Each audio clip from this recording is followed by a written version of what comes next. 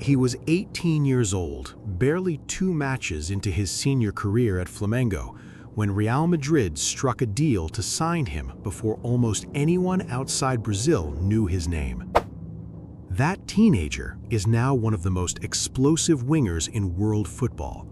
2 Champions League titles, a Best FIFA Men's Player Award, a boy from a favela in Rio who became, by every measure that matters on the pitch, exactly what Real Madrid hoped he would be. And right now, in the summer of 2026, the club risks losing him for nothing. This is still an unfolding story.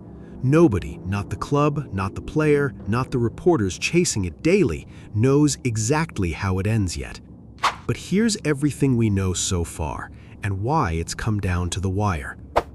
Not because he wants to leave, not because they want him gone, but because of something far more mundane and far more dangerous than either of those things, a contract that neither side can agree how to finish.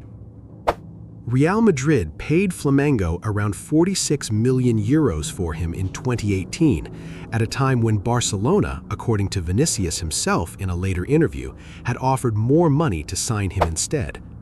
He chose Madrid anyway, saying simply that he picked the best project, not the biggest paycheck.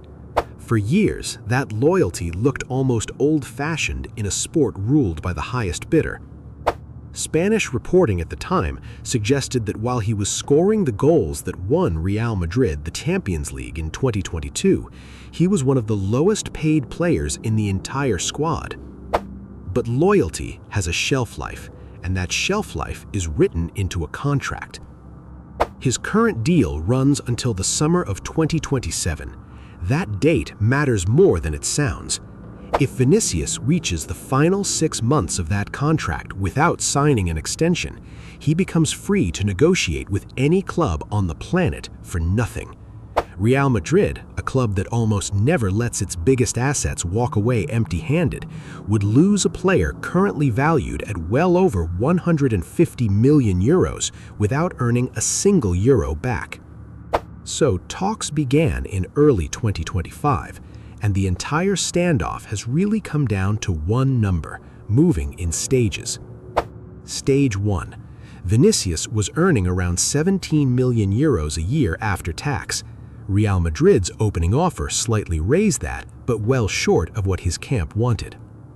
Stage 2, his camp reportedly pushed for something closer to 30 million euros with performance bonuses attached, a figure the club considered far too disruptive to its internal pay structure.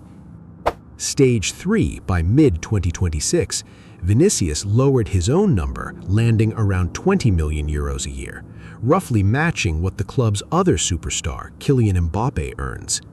On the surface, that looked like the compromise both sides needed.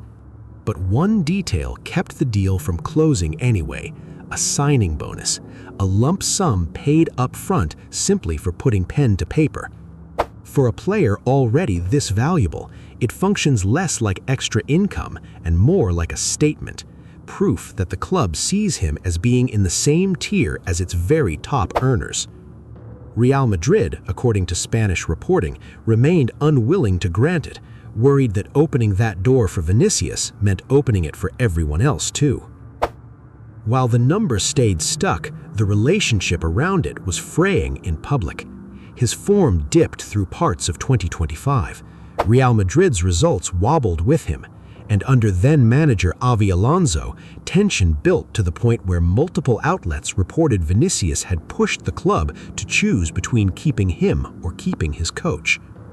In the final league match of 2025, sections of Real Madrid's own crowd booed their star winger, the same player who had carried the club through some of its biggest nights of the last decade. Vinícius didn't respond with anger. On New Year's Eve 2026, he posted online calling Real Madrid the club of his dreams. Whether that was reassurance, optimism, or quiet pressure aimed straight back at the boardroom, only he knows for certain. By the middle of 2026, patience on both sides had started running out. Alonso left the club, a new manager arrived, and negotiations resumed with real urgency, landing on that €20 million figure that finally looked workable if only the bonus question could be solved. That's when outside interests stopped being background noise. Arsenal, according to reporting from The Athletic, were preparing a serious financial move if Real Madrid couldn't close the gap. The Saudi Pro League, long circling nearly every top European star, remained a persistent shadow in the background, able to offer money no European club could realistically match. Real Madrid's response, according to Spanish outlet Marca, was blunt. Sign the current offer, or the club will explore selling him before the end of the summer window, rather than risk losing him for free 12 months from now.